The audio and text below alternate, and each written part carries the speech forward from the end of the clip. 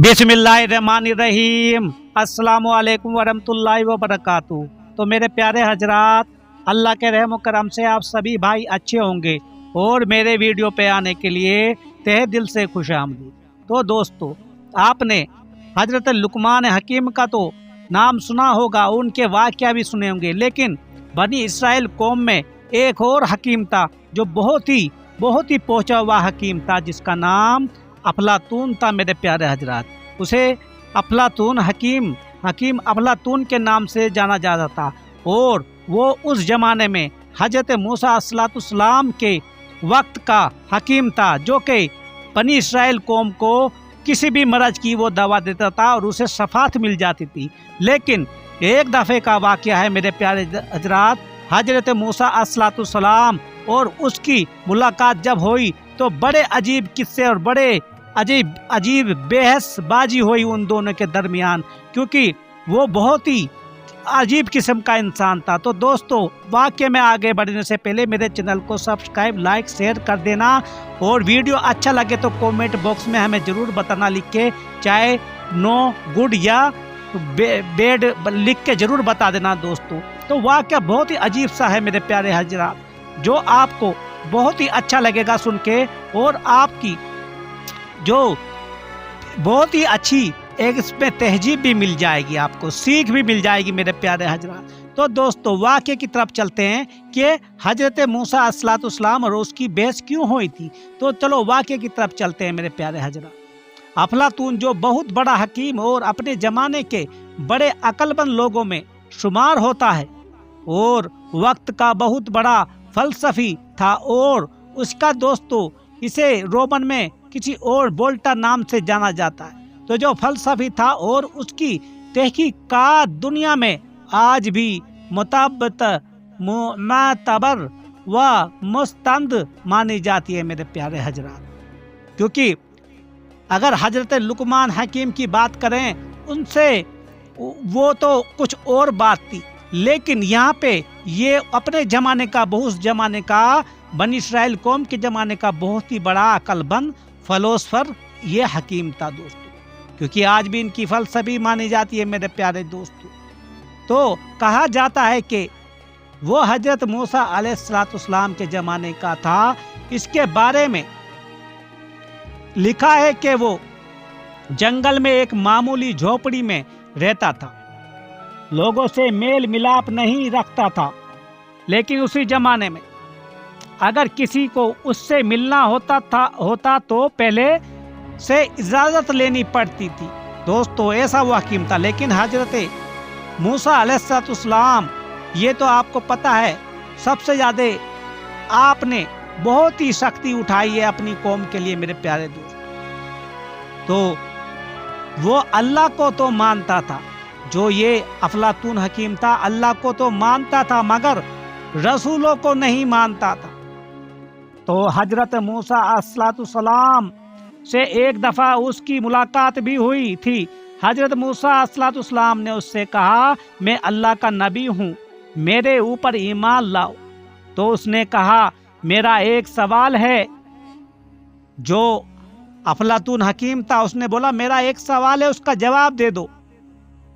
तो वो ये कहे फर्ज कीजिए, वो ये कह फर्ज कीजिए कि अल्लाह ताला तेरे तीर फेंक रहा है और बंदों की जानी फेंक रहा है और बंदे उसका निशाना हैं, और अल्लाह के तीर मुसीबतें और परेशानियां, बीमारियां व हादसात हैं। अगर बंदे अल्लाह ताला के उन तीरों से बचना चाहते हैं तो क्या तरीका है। तो हजरत मूसा अलैहिस्सलाम बड़े सोच में पड़े।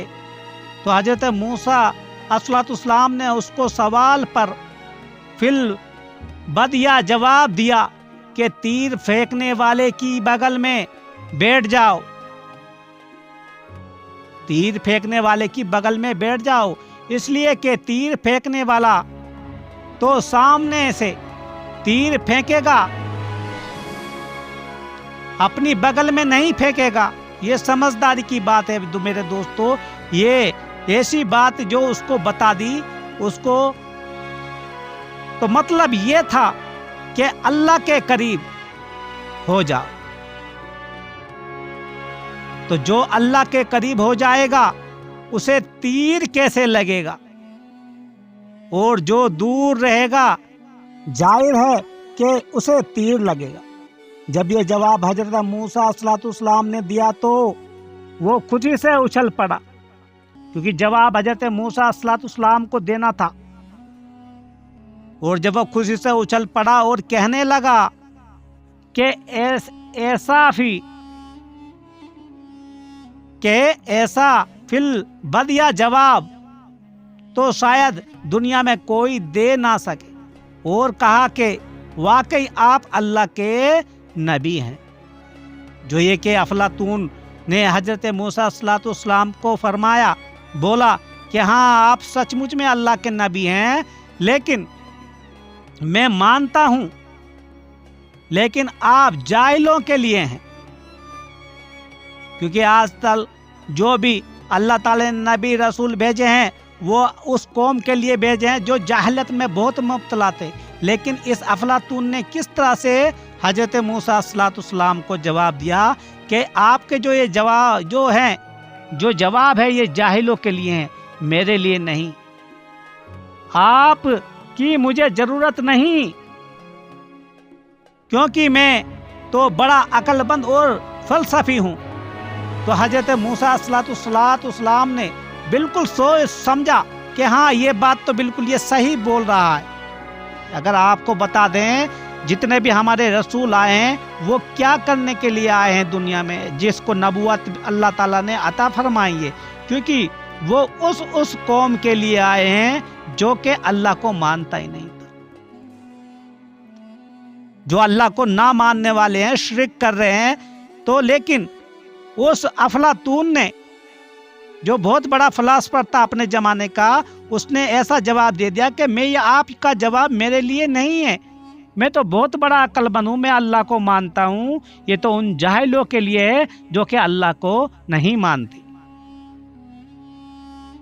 तो आप जाइए उन जाहिलों को समझाइए जो आपकी कौम के लोग हैं।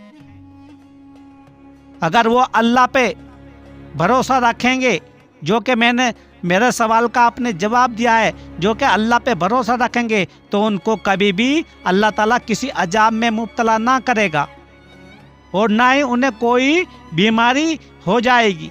क्योंकि बीमारी और अल्लाह का अजाब उन्हीं लोगों पे आता है जो कि अल्लाह से गाफिल हैं और अल्लाह को शिरक करते हैं, अल्लाह का शिरक किसी दूसरे बुत परस्त में लग जाते हैं। ऐसे लोगों को आपकी ज़रूरत है, तो मैं इसलिए आपको नबी नहीं मानता। तो हजरत मूसा अलैहिस्सलाम ने बड़ा ही सोच समझ के बोला कि ये आप वहाँ से वे चल दिए और आके फिर यही बात अपने लोगों को समझाई।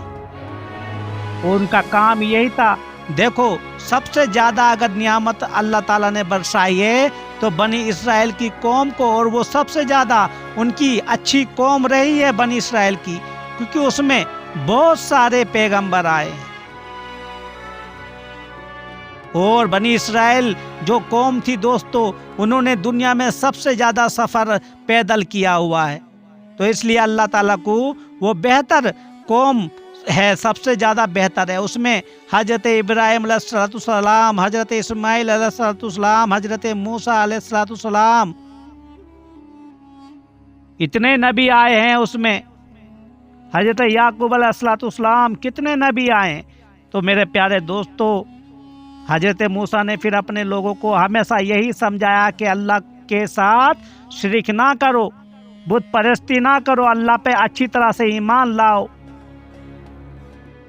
तो मेरे प्यारे हजरात, हमें इससे कुछ सीख मिलती है, जो कि ये तीर का निशाना था, ये जो उस जो हकीम ने बताया था। तो अल्लाह ताला हम सबको खूब अच्छे नेक अमाल करने की तौफीक अता फरमाया। अल्लाह ताला हम सब पे अपनी रहमत से नवाजे।